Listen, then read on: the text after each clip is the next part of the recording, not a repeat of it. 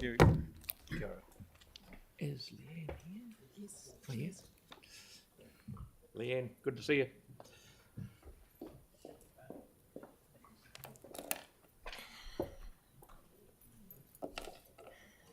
Good morning, everyone. Kia ora, I'm Leeann Watson, the Chief Executive of the Canterbury Employers Chamber of Commerce. I think I know most of you, although it feels like it's been a wee while since I've been here. So thank you for the opportunity to talk to our submission on the draft annual plan for 2023-2024. I'm here today speaking on behalf of the Canterbury Employers Chamber of Commerce, which, as hopefully most of you know, represents 2,700 businesses across the Canterbury region and over 70,000 employees across Canterbury. The Chamber is submitting today for a draft annual plan which shapes and enables a business environment conducive to growth that takes into account the current business environment and the role that business plays across our community. The ability for our local businesses to grow has been impacted recently by a raft of market conditions, many of which I know you'll be aware of, but I do want to reinforce them today. Record inflation that sits at a 30-year high, a barrage of legislation adding additional compliance and cost, continual supply chain disruption, and of course a labour market that is increasingly unable to meet demand. To put a value on it, increased costs facing businesses, and in particular small businesses, estimate that overheads alone, such as rent and electricity, are costing them an additional $1,500 per month in the last year. This plan, as it is currently drafted, will mean Canterbury businesses are hit with a trifecta of residential rates increases, business rate increases at the same time that interest rate rises continues to go up. I want to take this as an opportunity to give you a few examples of failure in this plan to recognise the challenges facing business and their role in the prosperity of Christchurch and the provision of livelihoods for our residents, and the Council's default position as an enforcer rather than an enabler. Let's take a look at the proposed increase in the differential rate for business. The draft annual plan also seeks to increase the business differential rate, which with the key rationale being to keep the proportion of rates paid by businesses the same. The increase in rates paid by businesses when compared with residents not only fails to recognise the cost pressures facing businesses, but also, unfortunately, makes the Council's position clear, that if businesses don't pay more, then residents will need to. With the report saying that it makes rate increases for residential ratepayers more affordable, without saying it makes rate rises for businesses less affordable. Next up, the city vacant differential is also an example of the Council defaulting to the role of an enforcer rather than an enabler of business. The differential is not a rate and should not be referred to one. It is a fine.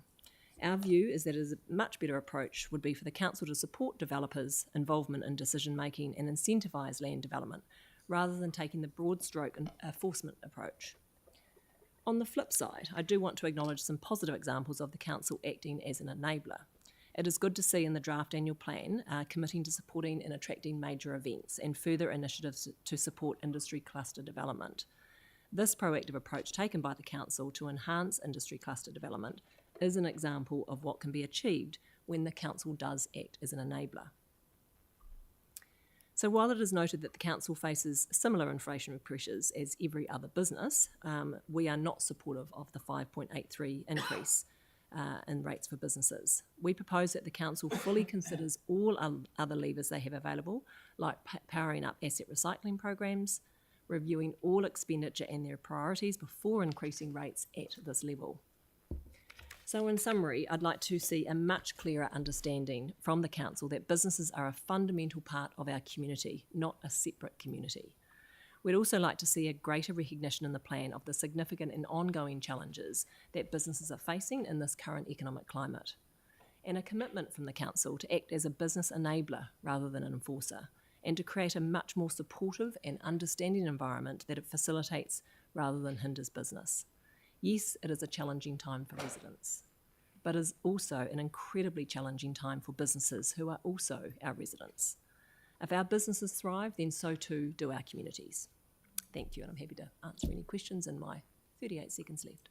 Yeah, far away. Tyler, then Tyrone. Thank you. Kia ora. Kia ora, Tyler. I asked James this just before, and talking about development incentives and support for businesses. How can council incentivise and support businesses while at the same time maintaining public trust with our ratepayers. So supporting businesses while maintaining trust? Well, there is perceived notion that developers have a stronghold on the development of things in our city, for example, streets. Yes. I think I might know the example you're referring to. How can we maintain a really good relationship with developers? We'll start with that question. Yeah. Then we can move into other stuff. I mean, I think that this is the fundamental premise of my submission today, is that if the council can take a really strong role in supporting and understanding the role of businesses in our community who ultimately provide the livelihoods for our residents, and then we don't have this tension between the average person living in Christchurch seeing business as the big, bad, ugly business. And so this is about businesses providing the right environment to create really good community outcomes. And that starts with people around this table understanding and supporting the role of business. Without businesses in the central city, for example, we would not have a central city. There is absolutely no question of that. Our businesses in the central city have invested millions of dollars. They have led the redevelopment of the central city. And yet the way in which we pay them back is to actually remove them from really important conversations about future changes to central city roads, speed limits, one-way, two-way, etc. I guess that's the point right there. Is Yep. those conversations? How would you like that to look? What's the vision between council and those developers? Yeah, so look, the first thing, and I've had a conversation with a few people in the room around this. So the first thing we need to do is to get them all on the same in the same discussion.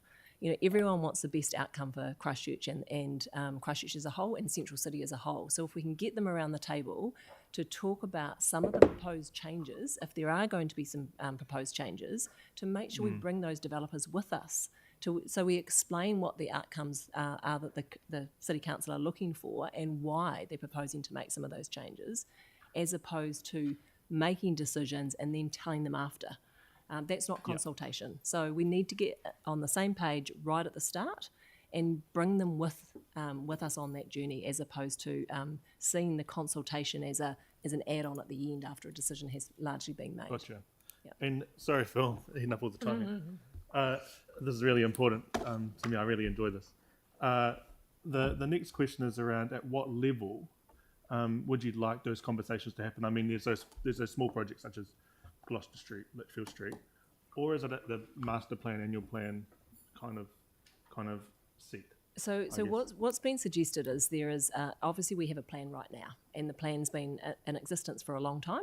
And if there are changes proposed to that plan, then right at the outset, before any changes are openly discussed, is to bring those developers into the room to talk about this is what we're thinking about and why. How will this potentially impact you, good or bad, before any decisions are made? So I think right at the outset, involve them. They just want to be involved in those discussions. We're not going to always agree on everything, but if you involve them in the discussions at the outset, it's far better than involving them once a decision has been made. That's and you've great. seen the backlash of that, right? Yep, appreciate that. Thank you so much. Thank you. You and Tyrone, please. Kia ora, Leeann. Thanks for your submission. I'm just not sure if you've been over to Littleton recently. Yes, I have. But if you have, you'd probably note that not a single commercial privately owned site in Littleton where there's a demolished building has been replaced since the earthquake.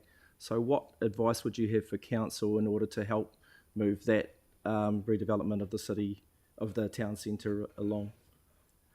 So I guess I'd probably throw the question back to you first off before I can respond. So what engagement have you had with those landowners over in Littleton to understand what the barriers are to their development? That's a great question, and I guess probably not as much as I personally should have, but there is, I mean, I've only been the councillor for 6 months, and they've owned the land for 12 years post earthquake, so that's probably would be my response to that. Yeah. So are the current regulations too strict? Is there something that council's doing wrong there? Look, I think, when we submitted on this issue a while back, what we talked about was getting alongside the land owners to actually understand what the barriers and impediments are to their development.